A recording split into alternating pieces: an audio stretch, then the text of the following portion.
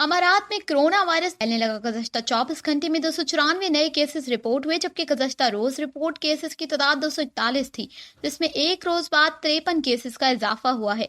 वजारत सेहत मुत्तहिदा अरब अमारात के आज इतवार को जारी करदा इदाद-ओ-शुमार के मुताबिक यूएई में कोरोना वायरस से मुतासरा मुसद्दका केसेस में मजीद 294 नए केसेस का इजाफा हो गया है, जिससे मुत्तहिदा अरब अमारात में कोरोना के मजमूई केसेस की तादाद 1798 हो गई है। इसी तरह मजीद 5 अफराद मुकम्मल सेहतयाब भी हो गए हैं, जिससे सेहतयाब अफराद की तादाद 144 हो गई है। बताया गया है कि नई रिपोर्ट होने वाले मरीज मुख्तलिफ ममालिक के शहरी हैं।